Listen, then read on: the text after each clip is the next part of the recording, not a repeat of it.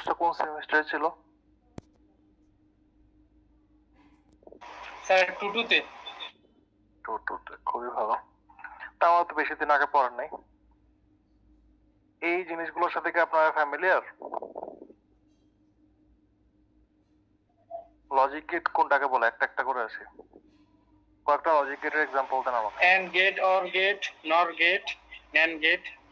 Universal gate কোনগুলো? NAND, NAND NOR, NAND NOR, NAND NOR. Okay, আচ্ছা। তারপরে flip flop কি জিনিস? Sir flip flop, sir flip flop, তারপরে sir T flip flop, D flip flop. আপনি তো flip ফ্লপে অনেকগুলো এক্সাম্পল দিয়েছেন। ফ্লিপ ফ্লপ আমি বলছি জিনিসটা কি, এটার কাজ কি?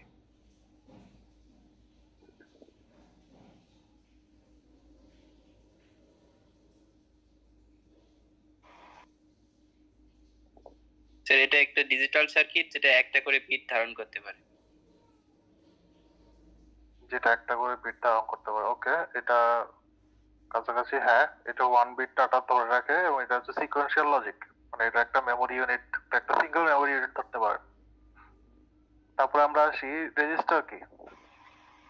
স্যার রেজিস্টার আমাদের পড়ানো হয় নাই সিলেবাসে। রেজিস্টার তো সিলেবাসে আছে। স্যার সিলেবাসে ছিল কিন্তু আমাদের পড়ানো স্যার সময় মিলে নাই আর কি। কাউন্টারও তো সিলেবাসে আছে। স্যার কাউন্টার পড়াইছে কিন্তু রেজিস্টার পড়াই নাই। কাউন্টার কি করে? স্যার কাউন্টার বেসিক্যালি কাউন্ট করে। কাউন্টার কাউন্ট করে, এটা তো আপনি মানে ডিএলডি বা এই কোর্সের সম্পৃক্ত কোনো আনসার দিলেন না। কাউন্টার হচ্ছে একটা সিকোয়েন্সিয়াল লজিক সার্কিট, যেটা হচ্ছে বাইনারি নাম্বারের সিকোয়েন্স ক্রিয়েট করে। এটা হচ্ছে আপনার কি করে, এটা মেমোরি অ্যাড্রেস কোন ইনস্ট্রাকশনের পর কোন ইনস্ট্রাকশন এক্সিকিউট হবে সেটা কাউন্ট রাখে বা রেকর্ড রাখে। কাউন্ট তো অনেক কিছুই করে, কিন্তু আপনার এই স্পেশালাইজড কোর্সে স্পেশালাইজড আনসার দিতে হবে, এরকম জেনারেলাইজড আনসার দিলে হবে না। রেজিস্টার জিনিসটা হচ্ছে যে এটা একটা অ্যারে অফ ফ্লিপ ফ্লপ, মানে অনেকগুলো ফ্লিপ ফ্লপ একসাথে কানেক্টেড থাকবে এবং এটা হচ্ছে একটা মানে মাল্টিপল বিটস অফ ডাটা এটা ধরে রাখতে পারে। এবং এখানে হচ্ছে আপনার বিভিন্ন অপারেন্ট, রেজাল্ট, অ্যাড্রেস সবকিছুই এটা এটা ধারণ করে আর কি। তো এগুলো হচ্ছে বিল্ডিং ব্লক। আমরা যে মাইক্রোপ্রসেসর পড়বো এগুলো বিল্ডিং ব্লক হচ্ছে আমাদের এই জিনিসগুলো, এবং এই জিনিসগুলো মানে আপনাদের কোর্সে কভার করা হোক না হোক আপনাদের এটা প্রিরিকুইজিট, মানে ভবিষ্যতে এটা জানতে হলে এই জিনিসগুলোর ব্যাপারে ক্লিয়ার আইডিয়া থাকতে হবে। তো এই জিনিসগুলোর ব্যাপারে আইডিয়া নিয়ে নিবেন। একটা নিতে পারেন যে আপনাদের ডিএলডি ক্লাস নোট বা বই থেকে, আর একটা হচ্ছে গিয়ে আপনাদের সিলেবাসে ওই বইটার কথা বলা আছে, মাইক্রোপ্রসেসর ইন্টারফেস ডগলাস বি হল, ডিভি হল লেখার বই দেখবেন। ওইটার ফার্স্ট চ্যাপ্টারটা আর সেকেন্ড চ্যাপ্টারটা যদি পড়েন, বা ফার্স্ট চ্যাপ্টারে এই জিনিসগুলো একটা বেসিক ওভারভিউ দেয়া আছে, তো ওখান থেকে পড়ে নিবেন। কম্বিনেশনাল লজিক এবং সিকোয়েন্সিয়াল লজিকও আপনাদের পড়ার কথা ডিএলডিতে, এবং মানে ডিএলডি সিলেবাস অনুযায়ী আপনাদের এই রেজিস্টার এবং কাউন্টার দিয়ে রম এবং র্যাম তৈরি করা, কিভাবে একটা র্যাম ডিজাইন করা হয়, রম ডিজাইন করা হয়, মেমোরি কিভাবে সেভ থাকে, এই জিনিসগুলা পর্যন্ত আপনাদের জানার কথা। আর একটা ইম্পর্টেন্ট জিনিস হচ্ছে রেজিস্টারের সাথে যখন পড়বেন, যখন এগুলো আবার রিভিউ করবেন তখন হচ্ছে আরেকটা জিনিস পড়ে নেবেন, সেটা হচ্ছে শিফট রেজিস্টার।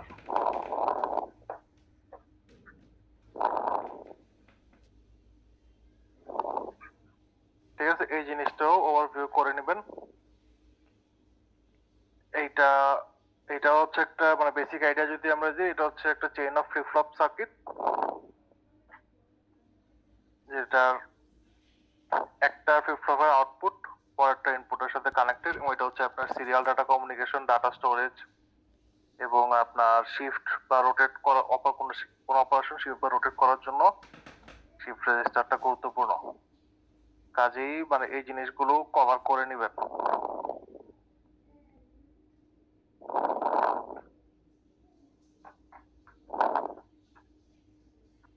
ইঞ্জিনিয়ারিং এ আসলে ধরাবাঁধা সিলেবাস যদি আপনি পড়তে যান তাহলে এটা খুবই সমস্যা। জিনিসটা আমি আপনাকে দুইটা এক্সাম্পল দিয়ে এক্সপ্লেন করি। আপনাদের যে সিলেবাস, সেই সিলেবাসে মাইক্রোপ্রসেসর মাইক্রো কন্ট্রোলার কিন্তু একসাথে, ইউজুয়ালি কিন্তু দুইটা আলাদা থাকে। এখন এর পরবর্তীতে আপনারা পড়তেছেন, আপনাদের সিলেবাসে ফোকাস করতে বলা হয়েছে 8086 এর উপর, কিন্তু আপনি যদি বুয়েট বা ঢাকা ভার্সিটির এখনকার কারিকুলাম খুলেন তখন দেখবেন যে ওরা পড়তেছে এআরএম। কারণ 8086 টাইপের মাইক্রোপ্রসেসর আসলে মানে এটা কোনো অস্তিত্ব তেমন কোথাও নাই, মিউজিয়াম ছাড়া বা আমাদের দেশে কয়েকটা ইউনিভার্সিটি ল্যাবে ছাড়া এই জিনিসটা তার তেমন কোথাও ইউজ হয় না। তো তারপরও আপনাদের মানে মাইক্রোপ্রসেসরের ইন্টেল মাইক্রোপ্রসেসর কিভাবে কাজ করে মানে বেসিক আইডিয়াটা নেওয়ার জন্য এটা পড়া যায়, কিন্তু এটার সাথে হচ্ছে আপনাদের মডার্ন আর্কিটেকচার যেগুলো ওগুলো আপনাদের জানা দরকার। যেমন আপনাদের একটা জিনিস আমি দেখতে বলছিলাম, দেখছেন কিনা জানি না, সেটা হচ্ছে আপনাদের আরডুইনো বোর্ড ইউজ করেন। আরডুইনো বোর্ডে যে মাইক্রো কন্ট্রোলারটা আছে ওইটার ব্যাপারে আপনাদের দেখে আসতে বলছিলাম।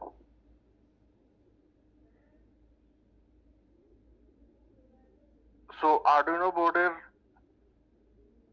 মাইক্রো কন্ট্রোলার আর আপনাদের সিলেবাসের মাইক্রো কন্ট্রোলার যেটা সেটা হচ্ছে 8051, দুইটা কিন্তু এক জিনিস না, এন্ড দুইটা খুবই ডিফারেন্ট জিনিস। আর আপনার আরডুইনোর উনোর যে মাইক্রো কন্ট্রোলারটা সেটা হচ্ছে ATmega 328P। এটা নিয়ে যারা কাজ করেন তারা এই মাইক্রো কন্ট্রোলারটা কিভাবে কাজ করে, কি করে, কয়টা পিন আছে, জিনিসগুলো একটু দেখে নিবেন।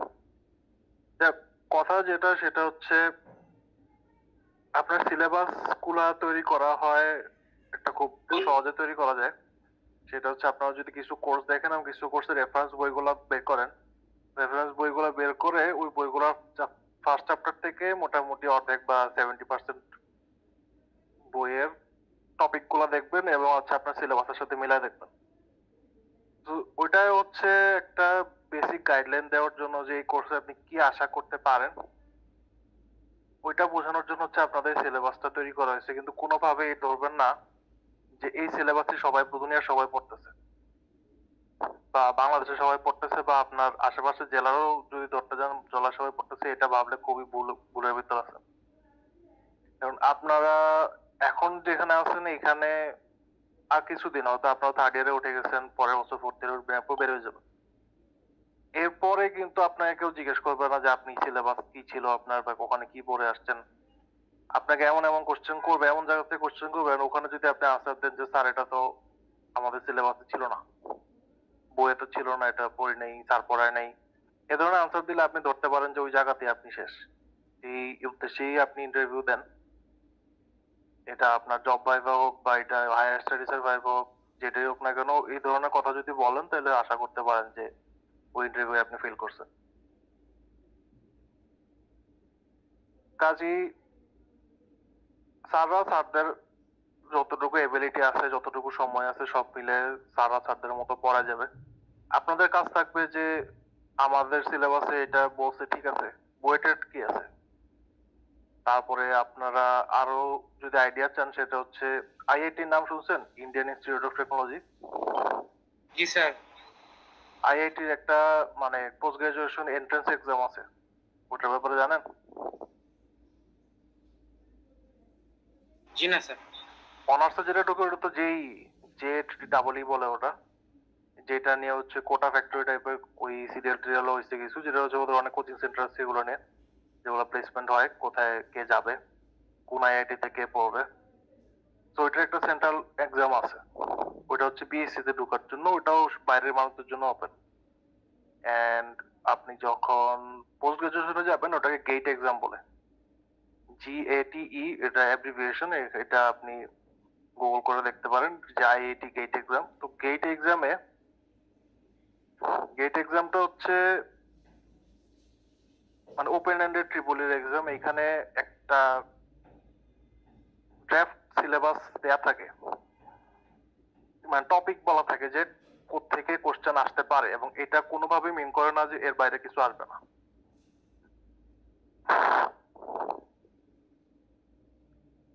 সো ওই গেট এক্সামের আপনারা যদি দেখেন, ওটাকে বলা হচ্ছে graduate aptitude test in engineering. So get এক্সামের আপনি ওই ট্রিপলি সিলেবাসটা যদি দেখেন তাহলে একটা আইডিয়া পাবেন যে আইআইটির মতো জায়গায় মানুষ কি পড়তেছে।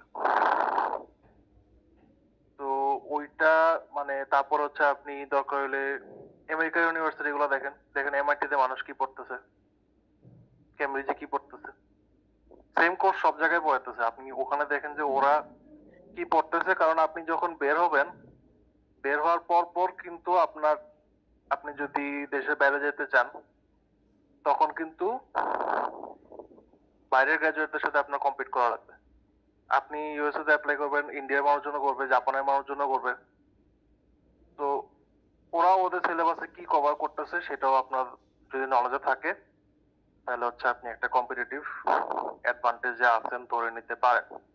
আর যদি মনে করেন যে আমার সিলেবাসে এটা আছে, ওই সিলেবাসে এটা আছে, আমার সিলেবাসে বাইরে স্যার এটা কেন পড়াইলো, এটা সিলেবাসে কই আছে খুঁজে পাই না, এই ধরনের চিন্তা ভাবনা যদি থাকে তাহলে বুঝতে পারবেন যে সামনে বিপদ আছে। স্যার আপনার বেশি পড়াক বা কম পড়াক, নিজ দায়িত্বে আপনাদের ইঞ্জিনিয়ারিং এ পড়ে নিতে হবে, বা আপনার এখানে মেইনলি সেলফ টট হইতে হবে। স্যাররা আপনাদের ওয়ে দেখা দিবে যে এদিকে আগান, এভাবে আগান, বাকি মেইন দায়িত্বটা আপনাদের নিজেদের। ঠিক আছে, তো আমরা এখন ডিএলডি থেকে যে জিনিসগুলো আমাদের জেনে আসা লাগবে সেটা মানে প্রিরিকুইজিট যেটা, সেটা আমরা মোটামুটি দেখলাম। আপনারা যেহেতু সি প্রোগ্রামিং করছেন, সি প্রোগ্রামিং এর সাথে আমরা যে এখন যে ইয়াগুলো করব, সামনে যে অ্যাসেম্বলি ল্যাঙ্গুয়েজ করব, এইটা কাছাকাছি থাকবে, একেবারে তো সেম কোনোভাবে হবে না, বাট অনেক কিছুই মিল থাকবে। মানে এটা আপনারা আশা করতেছি বুঝতে পারবেন। আরো কিছু জিনিস আপনাদের ডিএলডি থেকে আইডিয়া নিয়ে আসা লাগবে। এটা এক নাম্বারে আছে হচ্ছে আপনারা বাইনারি ক্যালকুলেশন পারেন, বাইনারি এডিশন সাবট্রাকশন। জি স্যার। টুস কমপ্লিমেন্ট মেথড পারেন, জি স্যার। বাইনারি কোডেড ডেসিমাল পারেন। জি স্যার, বাইনারি কোডেড ডেসিমাল পারি। আচ্ছা, তাহলে তো খুবই ভালো কথা। তো এই জিনিসগুলো হচ্ছে আমরা যখন ল্যাব করব তখন এমুলেটর 8086 একটা সফটওয়্যার আছে, ওই সফটওয়্যারটা ইউজ করব, এবং ওখানে ল্যাব ছাড়াও মানে এখানে অ্যাসেম্বলি ল্যাঙ্গুয়েজের মানে অ্যাপ্লিকেশনও আমাদের ওই বাইনারি ক্যালকুলেশন গুলো লাগবে।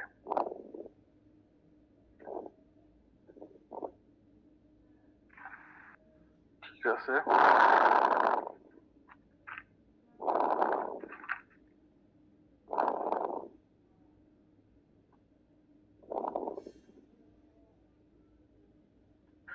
আর আরেকটা বই হচ্ছে আপনাদের এটাও আপনাদের সিলেবাসে পাবেন, এটাও মোটামুটি সব জায়গায় পড়ে, এবং এটার পিডিএফটাও খুব ভালো মতো অ্যাভেলেবল থাকার কথা। সেটা হচ্ছে assembly language programming and organization of IBM PC. এই বইয়ের রাইটারের নাম হচ্ছে চার্লস মারুত। এই বইটাও অ্যাভেলেবল, এটা আপনাদের ওই সিলেবাসটাই পাবেন, assembly language programming and organization of IBM PC. এই বইয়ের ফার্স্ট চ্যাপ্টারটা খুবই গুরুত্বপূর্ণ আপনাদের জন্য।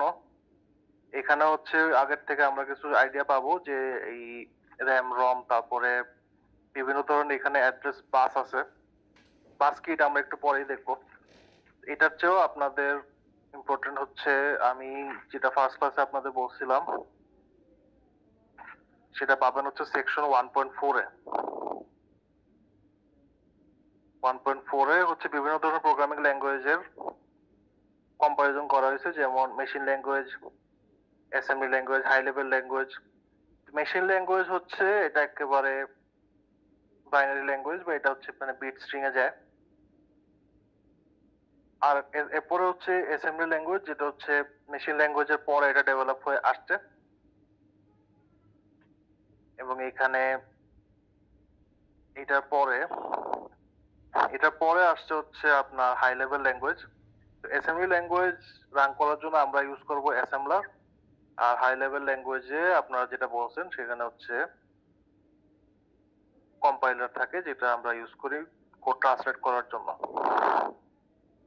তো আমাদের অ্যাসেম্বলি ল্যাঙ্গুয়েজের অ্যাডভান্টেজও ওখানে আছে, এটা ওখান থেকে পড়ে নেবেন যে আমরা অ্যাসেম্বলি ল্যাঙ্গুয়েজটা কেন ইউজ করতেছি।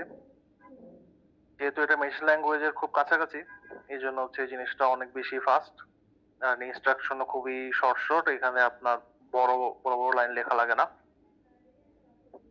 এন্ড ইনপুট আউটপুট পোর্টের সাথে খুব সহজে আপনি মানে পোর্ট ইন্টারফেসিং যেটা বলে, ইন্টারফেসিং করা আপনার অন্য হাই লেভেল ল্যাঙ্গুয়েজ থেকে করা অনেক বেশি ইজিয়ার।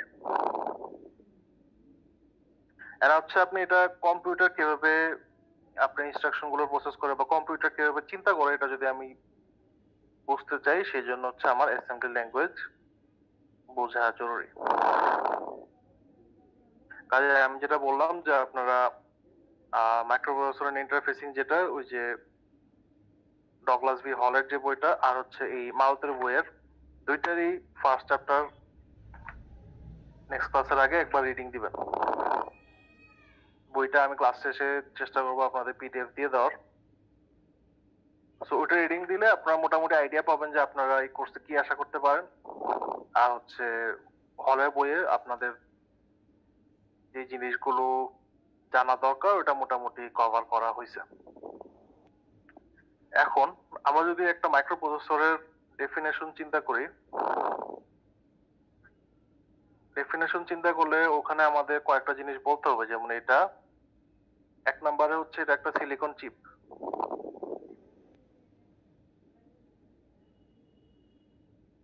এন্ড দেন আমাদের বুঝতে হবে যে এটার ভিতর একটা ইলেকট্রনিক সেন্ট্রাল প্রসেসিং ইউনিট আছে।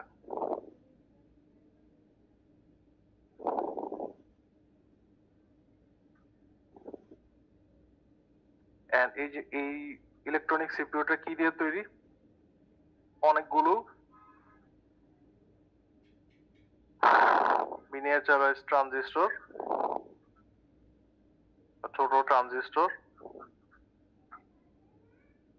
এন্ড আরো যে অন্য ধরনের যে সার্কিট এলিমেন্ট গুলো আছে সেগুলো দিয়ে তৈরি। তো মাইক্রোপ্রসেসরের সংজ্ঞা যদি আপনাদের জিজ্ঞেস করা হয় তখন হচ্ছে কি আপনাদের বলতে হবে যে এটা একটা সিলিকন চিপ যেটা একটা ইলেকট্রনিক সেন্ট্রাল প্রসেসিং ইউনিট আছে যেটা অনেকগুলো ট্রানজিস্টর এবং সার্কিট এলিমেন্টের সমন্বয়ে গঠিত বা এটা দিয়ে তৈরি। তো এখানে মাইক্রোপ্রসেসর আর্কিটেকচার কয়েক রকম হইতে পারে, যেমন একটা হইতে পারে 8 বিট অথবা 16 বিট। কারেন্টলি আমাদের কম্পিউটার গুলায় কত থাকে? আপনাদের কম্পিউটার গুলার কত বিট ডিজাইন মাইক্রোপ্রসেসর?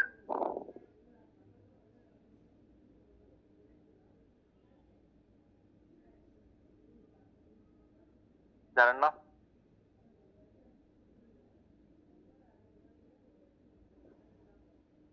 বত্রিশ স্যার। আপনার 32 কম্পিউটার এখনো আছে?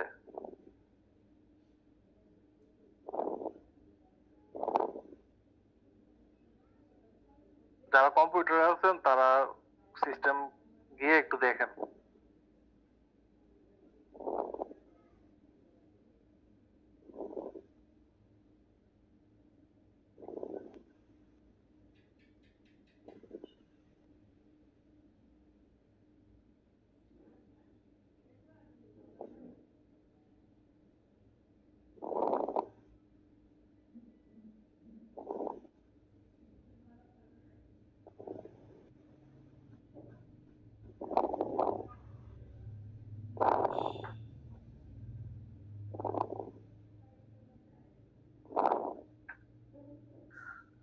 আপনারা যদি হোয়াটসঅ্যাপ গ্রুপ চ্যাটে নোটিস করেন সেখানে হচ্ছে আমি আমার সিস্টেম থেকে আমি দেখাচ্ছি আপনাদেরকে। এখানে দেখেন যে এখানে 64 bit operating system x64 based processor, যেটার মানে হচ্ছে 64 বিট প্রসেসর। যদি 32 বিট প্রসেসর হইতো তাহলে এখানে কত লেখা থাকতো?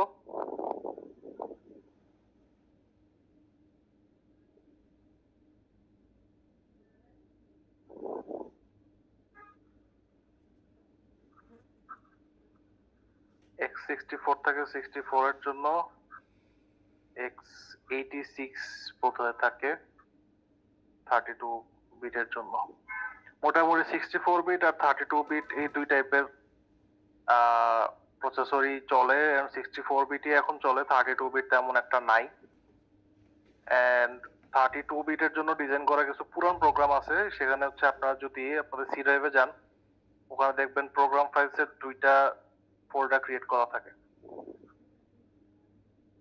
একটার পাশে x64 একটা কোনো একটা কিছু দিয়ে আলাদা করা থাকে এবং একটার ভিতর থাকে 64 বিট সিপিইউ তে চলার মতো প্রোগ্রাম, আর একটা থাকে হচ্ছে 32 তে চলার মতো প্রোগ্রাম। এন্ড আপনার যদি 32 প্রসেসর থাকে 32 বিটে আপনি 64 বিটের কোনো কিছু চালাতে পারবেন না। এন্ড কারেন্টলি 64 বিটই চলে। 32 বিট কেউ আপনার কাছে বিক্রি করবে বলে আমার মনে হয় না, আপনার পুরান পিসি কিনতে হবে। এনিওয়ে,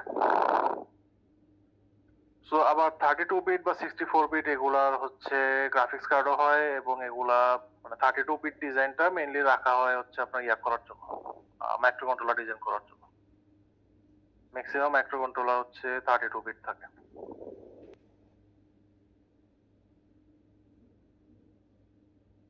আমরা কিন্তু ফার্স্ট ক্লাসে মাইক্রো প্রসেসর আর মাইক্রো কন্ট্রোলার সিস্টেমের ডিফারেন্স পড়ছিলাম, আপনাদের কি মনে আছে? জি স্যার। কিছু ডিফারেন্স বলেন তো আমাকে। স্যার মাইক্রো কন্ট্রোলারটা স্যার একটা নির্দিষ্ট মানে কাজের জন্য স্যার তৈরি করা, আর মাইক্রো প্রসেসর স্যার একাধিক কাজের জন্য স্যার। একাধিক কাজের জন্য, হ্যাঁ, মানে মাইক্রো প্রসেসরটা মোটামুটি এটা মাল্টিপারপাস, এটা অনেকগুলা পারপাস সার্ভ করে। মাইক্রো প্রসেসর প্রবলেম হচ্ছে এটা আপনার রিয়েল টাইম যদি আপনি কোনো পার্টিকুলার টাস্ক করতে যান সেটা করা একটু কঠিন, বা আপনি যদি কন্ট্রোল ওরিয়েন্টেড কাজ করতে যান, কোনো একটা সিস্টেম ডিজাইন করতে যান, সেখানে মাইক্রো প্রসেসরের জায়গায় মাইক্রো কন্ট্রোলার ইউজ করলে আপনার বেটার, কারণ আপনি ইনপুট আউটপুট যে ডিভাইস গুলো আছে মাইক্রো কন্ট্রোলারের সাথে কানেক্টেড, এগুলো খুব সহজে কন্ট্রোল করা যায় মাইক্রো কন্ট্রোলার দিয়ে, এবং এটা মাইক্রো প্রসেসরের জন্য জিনিসটা একটু কঠিন। তো এখন হচ্ছে আপনাদের হোয়াটসঅ্যাপে আমি একটা চার্ট দিয়ে দিচ্ছি। এই চার্টটা হচ্ছে মাইক্রো প্রসেসর আর মাইক্রো কন্ট্রোলার সিস্টেমের একটা বলতে পারেন কম্পারিজন।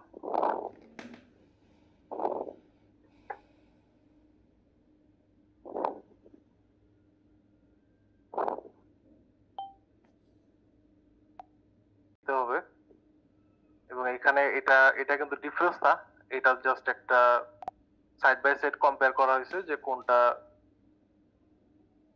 কোনটা কি করতেছে, এবং এখানে দেখবেন যে অনেক জায়গায় অনেকগুলা মিলও আছে। যেমন এই আপনার মাইক্রো কন্ট্রোলারের ইন্টারাপ্ট, ইনপুট আউটপুট টাইমার, এই জিনিসগুলো একটা এক্সটার্নাল একটা ইন্টারনাল, আর একটা হচ্ছে এটা রিয়েল টাইম না, কোনটা কি কাজ করতেছে এই জিনিসগুলো মেইনলি দেখতে হবে আপনার। যে অ্যাপ্লিকেশন গুলাই মেইনলি ডিফারেন্ট, ডিজাইনে যেমন অনেক ডিফারেন্স আছে, ডিজাইনে অনেকগুলা মিলও আছে। যেমন মাইক্রো প্রসেসর হচ্ছে আমরা ইউজ করব যখন তোমাদের লার্জ ভলিউম অফ ডাটা একসাথে প্রসেস করা লাগতেছে।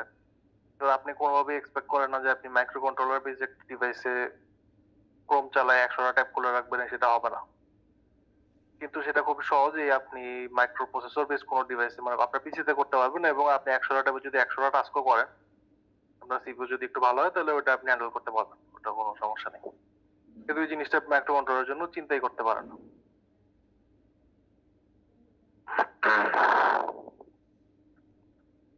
এখানে কিছু কিছুটা আপনারা এখন নাও বুঝতে পারেন, লাইক ইন্টারাপ্ট, তারপরে টাইমার, তারপর কিভাবে অপারেট করতেছে ওয়ার্ড, পয়েন্টার, এর এই জিনিসগুলো এখন না বুঝলেও সমস্যা নেই, এটা দেখে রাখেন। এটা আমরা যত মানে আগে যাব সামনে তত জিনিসগুলো আরো বেশি ক্লিয়ার হবে। তো আমরা যদি এখন একটা, কেউ কোনো প্রশ্ন করতে চান?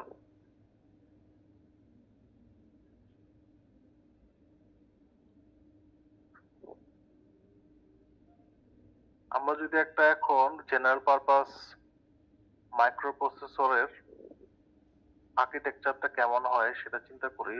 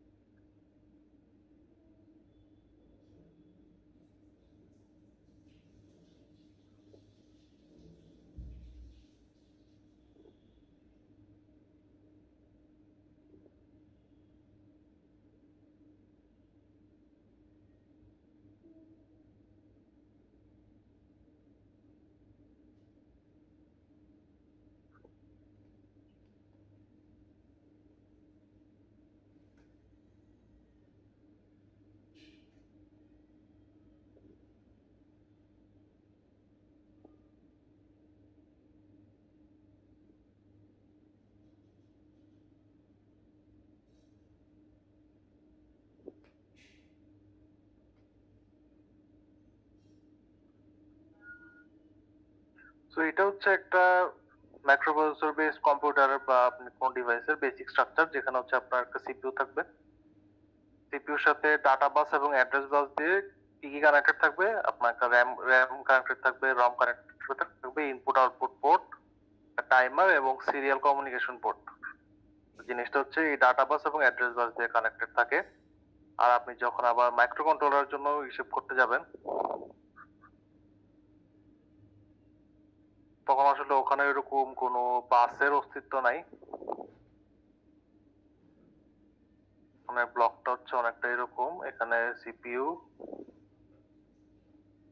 র্যাম, রম,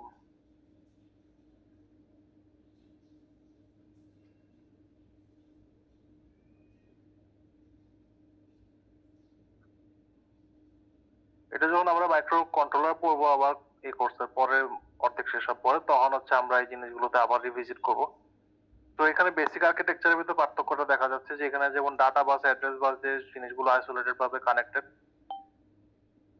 এইখানে সব একসাথে একটা কম্প্যাক্ট ডিজাইনের ভিতর চলে আসে মাইক্রো কন্ট্রোলারে। তো ওখানে আপনার ডাটা বাস বা অ্যাড্রেস বাসে আলাদা করে কোনো অস্তিত্ব নাই।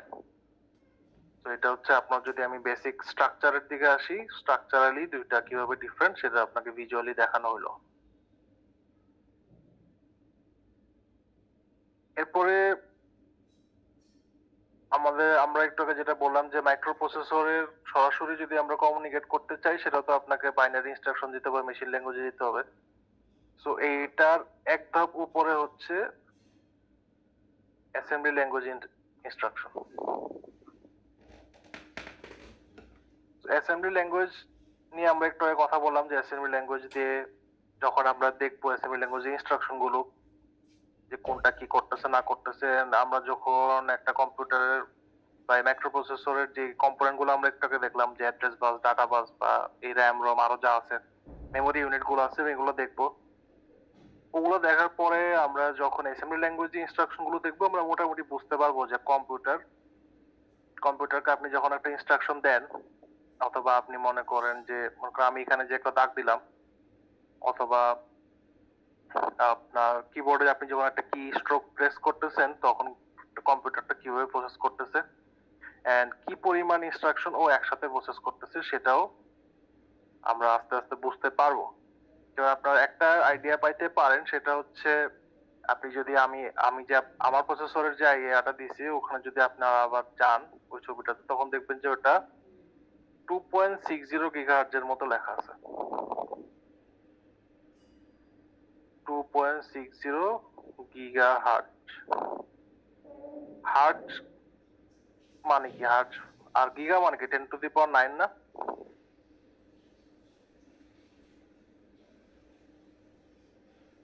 গিগা মানে 10⁹ কি না?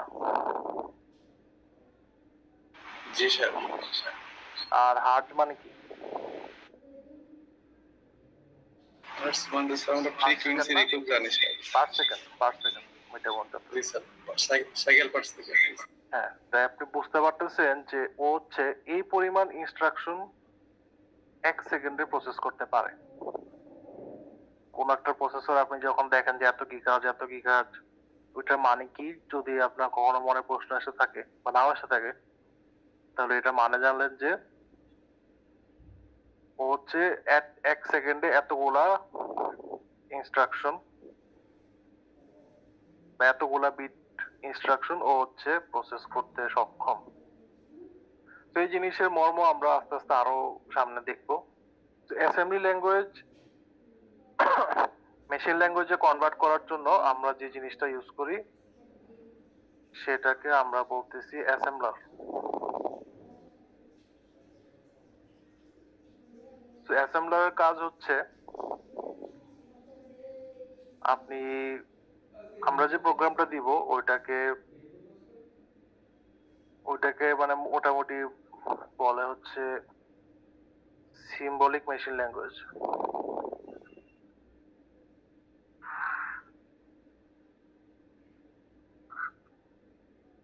এন্ড এটাকে বলে হচ্ছে সোর্স প্রোগ্রাম।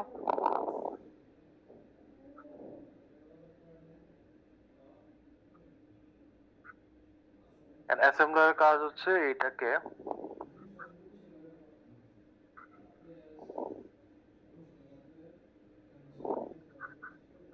হেক্সাডেসিমাল মেশিন ল্যাঙ্গুয়েজে কনভার্ট করা। এটাকে আমরা বলি অবজেক্ট প্রোগ্রাম।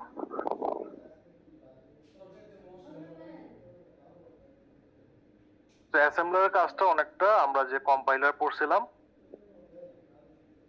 অনেকটা কম্পাইলারের মতোই।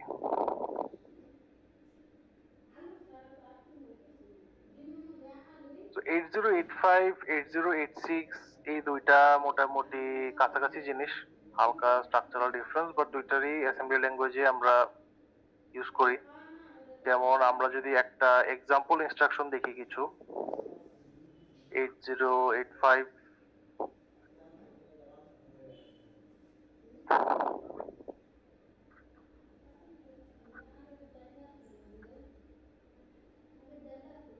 এক্সাম্পল ইনস্ট্রাকশন যদি আমরা কিছু দেখি তখন হচ্ছে যেমন একটা ইনস্ট্রাকশন আপনি পাবেন MVIA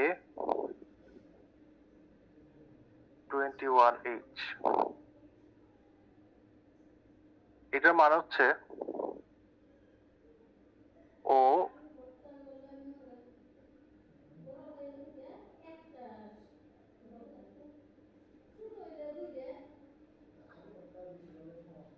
প্রসেসরে অ্যাকুমুলেটর বলে একটা জিনিস থাকে, যেখানে আপনার ইনস্ট্রাকশন বা আপনার যে যদি আপনি কোনো কিছু এখানে স্টোর করতে চান টেম্পোরারিলি তখন হচ্ছে আপনি অ্যাকুমুলেটরে রাখেন। তা আপনি যদি এই ইনস্ট্রাকশনটা লেখেন যে MVIA 21H, সে হচ্ছে 21 নাম্বারটাকে নিয়ে অ্যাকুমুলেটরে স্টোর করে রাখবে। আরেকটা যদি আপনি লেখেন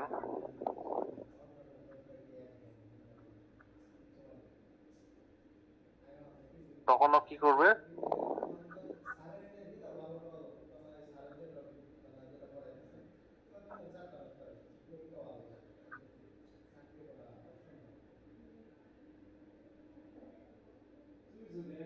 আপনার এই 2A টাকে নিয়ে বি রেজিস্টার রাখবে। এ বলতে আমরা অ্যাকুমুলেটর বুঝতেছি, বি বলতে আমরা রেজিস্টার বুঝতেছি। তারপর যদি আপনি এটা লেখেন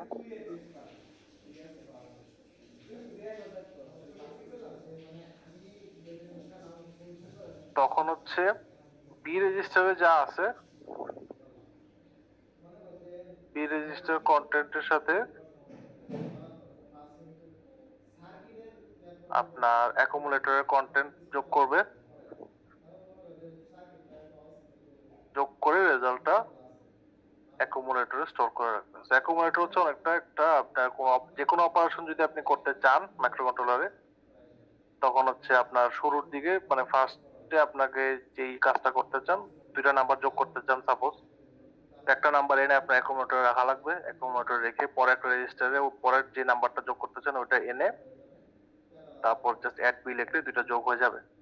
এটা দেখে এখনই ঘাবড়ানো বা মাথা চুলকানোর কিছু নাই, এখানে জাস্ট ইনস্ট্রাকশনের চেহারাগুলো কেমন এটা দেখানোর জন্য আপনাকে এই কোডটা লেখা হয়েছে। এই কোড এখনই মুখস্থ করার কিছু নাই। এই জিনিসটা মনে করে আমরা যখন সি প্রোগ্রাম বা পাইথন প্রোগ্রাম শুরু করি, শুরুতে আপনাকে আমি দেখালাম যে একটা মেশিন লার্নিং বা অন্য কিছু একটা আপনাকে 10-12 লাইনের একটা কোড দেখালাম যে কোড পাইথন কোড এমনি লেখে, কিন্তু ইতিমধ্যে আপনি জানেন না, আপনি লুপ কি জানেন না, ফাংশন কেমনে লেখা ওটাও জানেন না। সো আপনি ওই জিনিসগুলো জানেন না, তো ওই অবস্থায় আপনি কোড দেখলে আপনার ভয় লাগতে পারে, বাট 2-3 সপ্তাহ পাইথন করার পরে আপনার ওই জিনিসটা ভয় লাগবে না। সো এটা দেখেও এটাও ওইভাবেই চিন্তা করেন, এটা ভয় পাওয়ার কিছু নাই। এগুলো তো এগুলো হচ্ছে আমাদের ইনস্ট্রাকশন। ইনস্ট্রাকশনের সাথে সাথে আমাদের আরেকটা জিনিস হচ্ছে মেশিন মানে অ্যাসেম্বলি ল্যাঙ্গুয়েজে আপনার মাথায় রাখা লাগবে, সেটা হচ্ছে যেটাকে বলে অ্যাড্রেস। অ্যাড্রেস বলতে আমরা বুঝি যে এটা আপনার কম্পিউটারের যে মেমোরির কোথায় জিনিসগুলো স্টোর আছে। যেমন এই জিনিসটা হয়তো 202A, এটা হচ্ছে 202A একটা রেজিস্টারে আছে বা 202C তে আছে। সো এই অ্যাড্রেস গুলো হচ্ছে একটা রেজিস্টার মানে তারপরে এই যে আমরা এই জিনিসটা দেখেন যে এখানে আমরা বি রেজিস্টারে এনে তারপরে অ্যাড করতেছি। সো এই যে আমি সরাসরি রেজিস্টার বলে ইউজ করতেছি, আপনারা কিন্তু রেজিস্টার পড়ে আসেন নাই, রেজিস্টার কি জিনিস সেটা কিন্তু আপনি সরাসরি বুঝতেছেন না। যারা পড়ে আসছে বা যারা জানে রেজিস্টারের মেইন কাজটা কি তারা কিন্তু বলা মাত্র বুঝতে চাচ্ছে রেজিস্টারে এটা ওখানে এইভাবে স্টোর আছে। কাজে এই জিনিসটা হচ্ছে আমি আশা করব যে আপনারা নেক্সট ক্লাসের আগেই ক্লিয়ার করে ফেলবেন পড়াশোনা করে আপনাদের কোর্সের বই, অথবা আমি যেটা বললাম যে ডগলাস ভি হলের ফার্স্ট চ্যাপ্টারে যদি পড়েন ওখানে এই প্রিরিকুইজিট মানে কি কি আপনার জানা দরকার ওখানে ওরা সবকিছু এক্সপ্লেন করে দিছে, একেবারে লজিক থেকে শুরু করে আমি যে চারটা টপিক লিখছি সবই ওরা এক্সপ্লেন করছে ওখানে। তো ওটা ওখান থেকে দেখে নিবেন।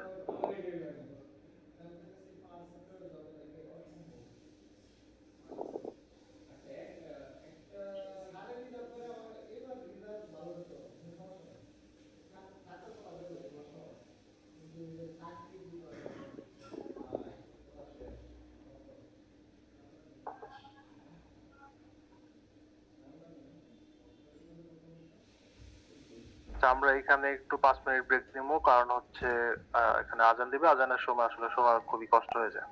তো আজান দিবে এর লাগি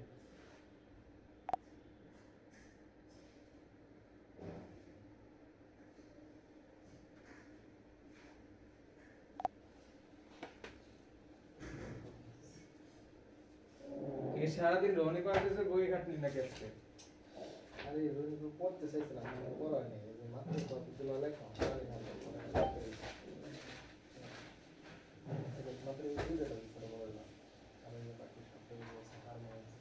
খালি এটাতে এত বড় টপিক শুধু আলটারনেটিভের মধ্যে এত বড় টর্ক অ্যাঙ্গেল ভোল্টেজ ট্রাইঅ্যাঙ্গেল ওরে বাবা মানুষের যে কয় ট্রিপলে করে কেউ বেকার থাকে না, পোলাপান চাকরি পায় কেন? কিছু না কিছু তো তারা অবশ্যই আছে। পারবি তুই পারবি, চিন্তা করিস না।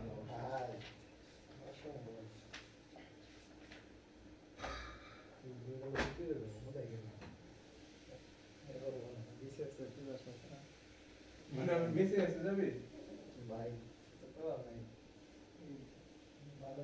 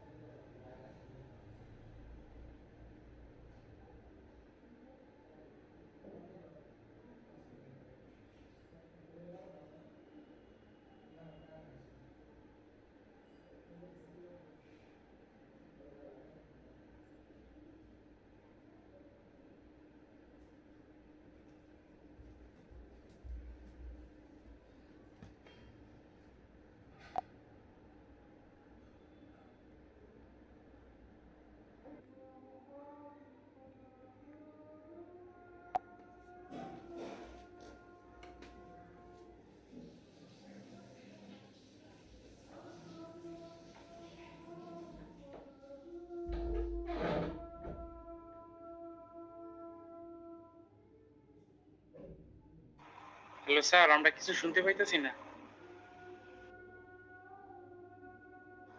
কারণ আমি কিছু বলতেছি না।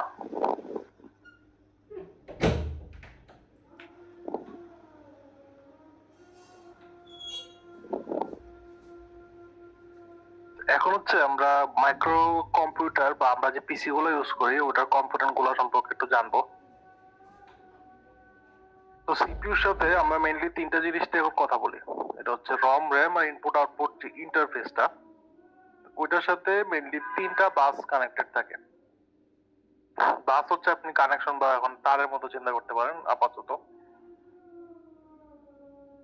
তো একটা থাকে অ্যাড্রেস বাস, একটা থাকে ডাটা বাস, আর একটা হচ্ছে কন্ট্রোল বাস। অ্যাড্রেস বাসটা থাকবে সবসময় ইউনিডিরেকশনাল, ডাটা বাসটা থাকে বাই ডিরেকশনাল, এবং সব জায়গায় বাই ডিরেকশনাল না। আপনি খেয়াল করে দেখবেন যে র্যাম আর ইনপুট আউটপুট ইন্টারফেসের সাথে বাই ডিরেকশনাল, কিন্তু রমের সাথে ইউনিডিরেকশনাল। ইনপুট আউটপুট ইন্টারফেসের সাথে হচ্ছে আমার ইনপুট আউটপুট ডিভাইস গুলো কানেক্টেড থাকে, এবং ইনপুট আউটপুট ইন্টারফেসটাকে আমরা একটা কন্ট্রোল বাস দিয়ে কন্ট্রোল করি। এবং কোন বাসের কি কাজ আমরা এটা একটু পরেই দেখবো, বাট এর আগে আপনার মাথায় রাখতে হবে যে রম র্যাম এই জিনিসগুলোর কিছু ফান্ডামেন্টাল ডিফারেন্স আছে। রম আর র্যামের মধ্যে ডিফারেন্স কি? একটা স্যার স্থায়ী মেমরি আর একটা স্যার অস্থায়ী মেমরি। স্থায়ী মেমোরি, অস্থায়ী মেমোরি, কোনটা স্থায়ী কোনটা অস্থায়ী? স্যার স্থায়ী মেমরি স্যার র্যাম আর অস্থায়ী স্যার রোম। ঠিক বলছেন আপনি। মানে বাকিরা কি সবাই এটাই মনে করেন? না স্যার, উল্টা বলছে স্যার। ওটা বলছেন। রম হচ্ছে রিড অনলি মেমোরি, র্যাম হচ্ছে র্যান্ডম অ্যাক্সেস মেমোরি। সো আপনি যখন কম্পিউটার রিস্টার্ট দেন তখন র্যামে কি থাকে? কিছু থাকে?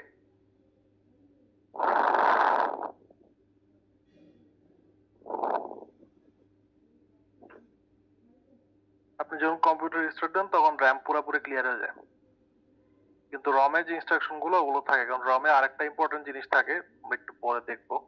তো আমরা একটা একটা কম্পোনেন্ট নিয়ে কথা বলি। আগে আমরা সিপিইউ নিয়ে কথা বলি। তো সিপিইউ হচ্ছে, তো আমরা জানি সেন্ট্রাল প্রসেসিং ইউনিট, আমরা ছোটবেলা থেকে পড়ে আসতেছি। তো সিপিইউর একটা ওয়ান অফ দা মানে খুব ইম্পর্টেন্ট কাজ হচ্ছে এটা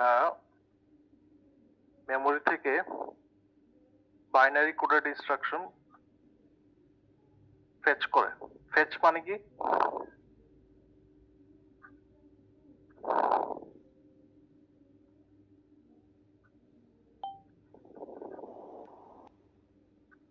এখন ট্রান্সলেশন জিজ্ঞেস করছি, ট্রান্সলেশন বলতে পারেন?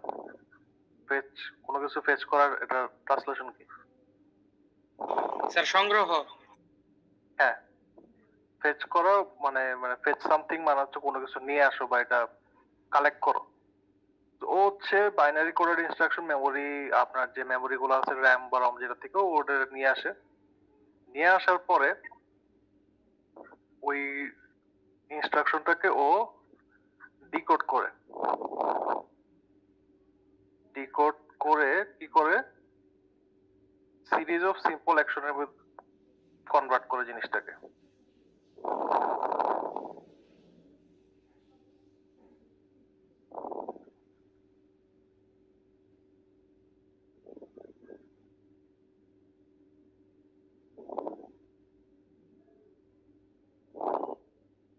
এটার পরে ও যে সিম্পল অ্যাকশন গুলা বাই করলো, বাই করার পরে মানে এই অ্যাকশন গুলাকে ও সিকোয়েন্সিয়ালি ক্যারি আউট করতে থাকে।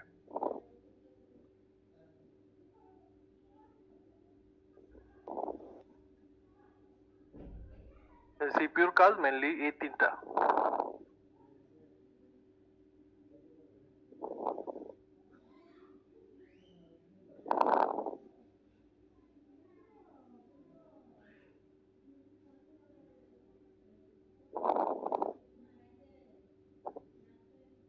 এরপরে আমরা একটু মেমোরি নিয়ে কথা বলি।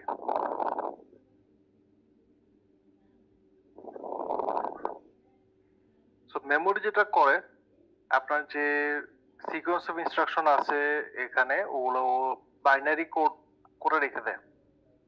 মেমোরিতে যাই আছে সবই বাইনারি কোডের ডাটা। আপনি মেমোরি থেকে যাই দেখেন, আপনি এটা মাইক্রোসফট ওয়ার্ড বলেন বা গান বলেন বা মুভি বলেন, সবই কম্পিউটারে বাইনারি কোড করে স্টোর করা থাকে। এন্ড এখানে আমরা বিভিন্ন ধরনের মেমোরি নিয়ে যখন কথা বলতে যাই, সেখানে র্যাম হচ্ছে এমন একটা জিনিস যেটাকে আপনি রিড এবং রাইট দুইটাই করতে পারেন, কিন্তু রমকে কিন্তু আপনি কোনো কিছু রাইট করতে পারবেন না।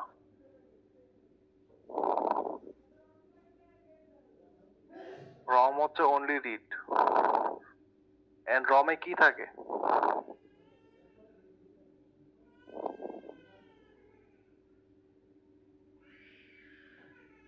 রমে খুব গুরুত্বপূর্ণ একটা জিনিস থাকে,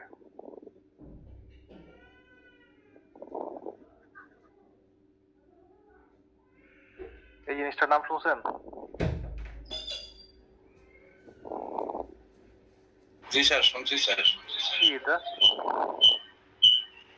বায়োসটা হচ্ছে স্যার, এটা কম্পিউটার জেনারেশনটা মানে বোঝা যায়। Computer generation? বায়োসের sir basic input output system. জি গুগল, ঠিক আছে গুগলে এটা পাওয়া গেছে, বাট এটা মানে কি?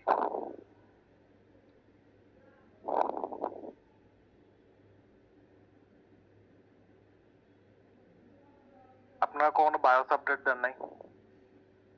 জি স্যার, বায়োস আপডেট দিছি স্যার। বায়োস আপডেট দিয়ে আপনি কি করছেন? স্যার বায়োস আপনার আপডেট যে মানেটা কি? পার্টিশন করছিলাম স্যার ইয়ার হার্ড ড্রাইভের। পার্টিশন BIOS করছেন হার্ড ড্রাইভে, ওকে। বায়োস হচ্ছে আপনার কম্পিউটারের স্টার্টআপ ইনস্ট্রাকশন গুলো থাকে। জি স্যার, কম্পিউটার যখন স্টার্ট হয় তখন অনেক কিছু কিন্তু একসাথে নিয়ে স্টার্ট করে, অনেকগুলো প্রোগ্রাম থাকে, মানে প্রি লোডেড প্রোগ্রাম থাকে অনেক কিছু। এটা আপনি, এটা কিন্তু লিনাক্স না, লিনাক্স যারা চালাইছেন তারা জানেন যে লিনাক্সের শুরুতে কিছুই থাকে না। এন্ড আপনি চাইলে কিন্তু পুরাটা একটা মানে কি বলে টার্মিনালে, লিনাক্স কিন্তু টার্মিনালে চালানো যায়। আপনি লিনাক্স, আমরা যে উবুন্টু চালাইলে হয়তো দেখছেন যে একটা উইন্ডোজের মতো ইন্টারফেস ক্রিয়েট হয়, কিন্তু ইন্টারফেস ছাড়াও কিন্তু লিনাক্স চালানো যায়। আমি আমার কাজে যখন চালাই আমি তো আমার কিন্তু ওরকম ইন্টারফেস নেই, সেটা হচ্ছে আমি জাস্ট কমান্ড লাইন থেকে চালাই। তো আপনি যখন উইন্ডোজ পিসি ইউজ করতেছেন তখন এই বায়োস জিনিসটার সাথে ছোটবেলা থেকে পরিচয় থাকার কথা, যারা কম্পিউটার ছোটবেলা থেকে বাসায় আছে। বায়োস এই ওয়ার্ডটা শোনার কথা, এটা মনে রাখবেন যে এটা কম্পিউটার যখন স্টার্ট হয় ওই স্টার্টের সময় বা ইনিশিয়ালি কম্পিউটারকে আপনি যে ইনস্ট্রাকশন গুলো দেন, যে কোন, যেমন আপনি একজন বলছেন যে পার্টিশন দিয়েছে, মানে পার্টিশন দিয়েছে মানে কি, ওটা যে মেমোরিটা আছে বা হার্ড ড্রাইভ আছে ওইটা কোন ড্রাইভে কত গিগাবাইট যাবে এটা অ্যালোকেশন করছে।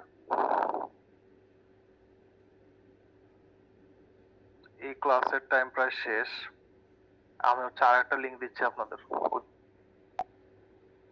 একটা লিঙ্ক দিচ্ছি ওটা জয়েন করেন।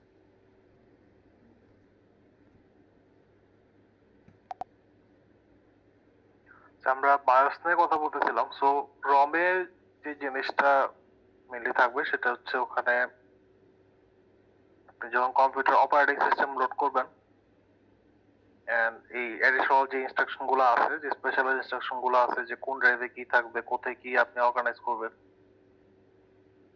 সো এই জিনিসগুলো হচ্ছে ইউজুয়ালি চেঞ্জেবল না, কিছু কিছু জিনিস হার্ড কোডেড, ওগুলো আপনি চেঞ্জ করতে পারবেন না।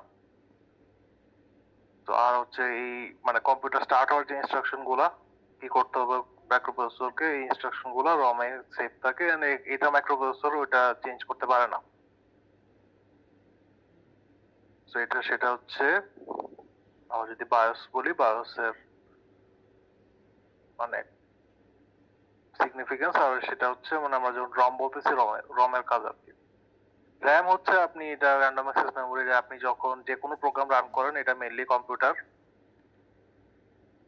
কিন্তু তার মানে আপনি যখন হার্ড ড্রাইভে কিছু রান করতেছেন, সাপোজ আপনি একটা ব্রাউজার, এই যে ট্যাবটা আমরা এখন যেটা রান করতেছি সেটা আপনার হার্ড ড্রাইভ থেকে কিন্তু ফার্স্টে র্যামে কম্পিউটার লোড করে, লোড করার পরে এই জিনিসটা র্যামে রেখে সে কাজ করতে থাকে।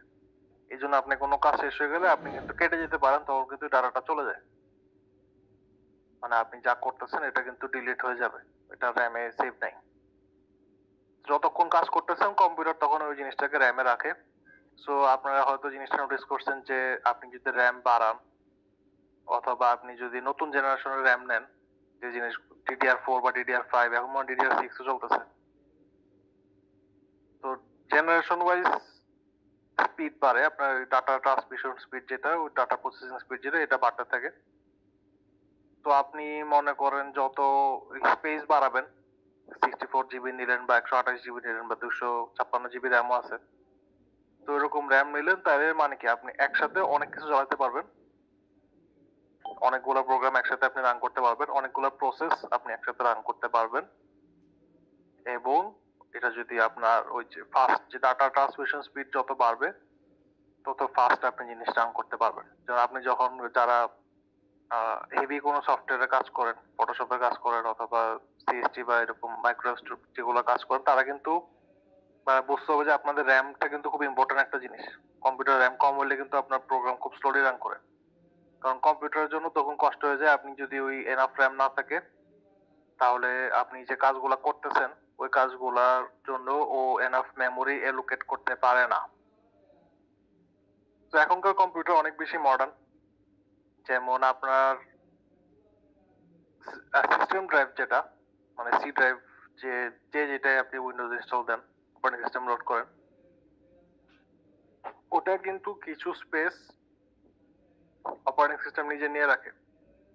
আপনার কোশ্চেন থাকতে পারে যে অপারেটিং সিস্টেম এই স্পেস দিয়ে কি করে। তো এই স্পেস দিয়ে ও যেটা করে সেটা হচ্ছে আপনার যখন র্যাম ফুল হয়ে যায় তখন এই হার্ড ড্রাইভটাকে ও মেকশিফট বা টেম্পোরারি র্যাম হিসেবে ইউজ করে। কিছু স্পেস ও র্যামের জন্য আলাদা করে রাখে। এন্ড আপনি যদি র্যামে এটা করতে না পারেন, মানে আপনি যে কাজ করতেছেন মনে করেন আপনার র্যাম ওটা এক্সিড করে গেছে, তখন ও চেষ্টা করে যে আপনার হার্ড ড্রাইভ যেটা আছে ওটা দিয়ে ওটা কিছু পার্ট র্যাম হিসেবে ইউজ করে কাজ চালানো যায় কিনা। এই জন্য দেখবেন আপনি যখন এখন যেটা চলতেছে সলিড স্টেট ড্রাইভ এসএসডি, ওটা যখন নেন ওইটা নিলে কিন্তু দেখা যায় যে আপনার কম্পিউটার অনেক বেশি ফাস্ট হয়ে গেছে। কেমনে ফাস্ট হয়ে গেছে? কারণ হচ্ছে মানে এডিশনাল যে লাগতো আপনার, এডিশনাল যে মেমোরিটা আপনার অপারেটিং সিস্টেম র্যাম ফুল হয়ে গেলে ইউজ করতো, ওইটা হচ্ছে এখন সলিড স্টেট ড্রাইভ হয়, এটা এইচডিডি থেকে অনেক বেশি ফাস্টার। তো এই ছোটখাটো জিনিস মানে আপনি যে কম্পিউটার ইউজ করতেছি, ফোন ইউজ করতেছি, এটা আপনার স্ক্রিনের পিছনে আসলে অনেক কিছু হচ্ছে।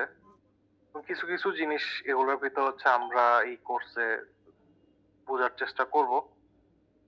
কাজেই আশা করতেছি সামনে আরো ইন্টারেস্টিং জিনিস আমরা জানবো। তো আজকে 8:23 বাজে, তো অলরেডি 8:30 এবার এসার জামাত, তো যারা নামাজে যাবেন তাদের জন্য এটা মানে আর আমরা কন্টিনিউ করবো না আজকে। এখন আমি আজকে ক্লাস নিয়ে যদি কারো কোনো কোশ্চেন থাকে করতে পারেন।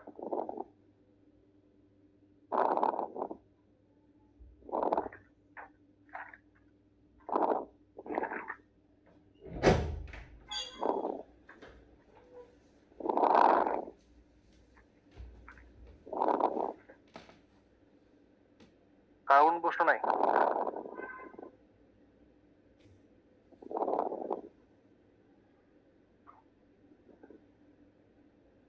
রিমন খান আজকে ক্লাস বুঝতে পারছেন? জি স্যার। বুঝলে তো খুবই ভালো কথা। স্যার বিষয়গুলো নিয়ে আরো স্টাডি করলে হয়তো স্যার কোশ্চেন বেরোবে পরে। তা তো হবে। ঠিক আছে স্যার, একটা র্যাম কেনার সময় স্যার রিড স্পিড আর রাইট স্পিড বলে স্যার, এটা কি এই রিড স্পিড আর রাইট স্পিড? কোন রিড স্পিড কোন রাইট স্পিড? মানে একটা র্যাম কেনার আগে স্যার মানে বলে স্যার এটা রিড স্পিড এত, রাইট স্পিড বাসের স্পিড বলে না যে আপনার এটা বাস স্পিড এত 3200 এমবিপিএস অথবা এত এমবিপিএস, এটা হচ্ছে আপনার ওই যে ডাটা বাসের স্পিড, কত স্পিডে ডাটা ট্রান্সফার করতে পারতেছে। রিড রাইট অপারেশন যে হচ্ছে, ডাটা বাস আমরা কি দেখছিলাম বাই ডিরেকশনাল না? ডাটা বাস আমরা ফিগারটা যেটা দেখছিলাম ওখানে কিন্তু বাই ডিরেকশনাল দেখছিলাম, মানে হচ্ছে ও ডাটা মানে দুই দিকে ট্রান্সফার করতেছে, মেমোরি থেকে আনতেছে এবং মেমোরিতে নিয়ে যেতেছে। কাজেই আপনার এই যে রিড রাইট মানে হচ্ছে যে বাই ডিরেকশনাল, একটা রিড একটা রাইট। তো র্যামে আপনি কন্টিনিউয়াসলি রিড এবং রাইট দুটো অপারেশনই চলে। এটা যত ফাস্ট নিবেন তত আপনার জন্য ভালো। এখন আই থিঙ্ক 3200 বাস বলে আর কি ডিরেক্ট। আপনি কম্পিউটার দোকানে গেলে 3200 বলবে, 64 6400 এখন আই থিঙ্ক আসছে নতুন কিছু। 3200 যদি আপনি দুইটা 32 গিগাবাইট লাগান, আপনার ইলেকট্রিক্যাল ইঞ্জিনিয়ারিং লাইফের কাজকর্ম মোটামুটি হয়ে যাবে। 32 জিবির কম র্যাম ইউজ করা উচিত না।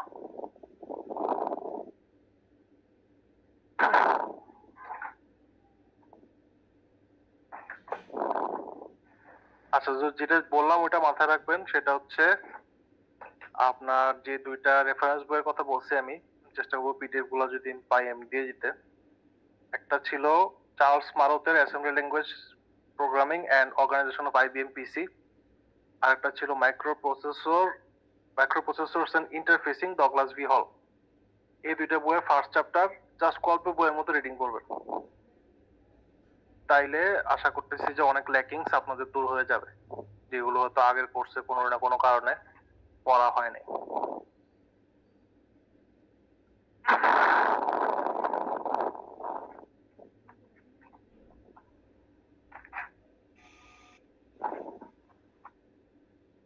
Zero 01, Yes, sir. 02,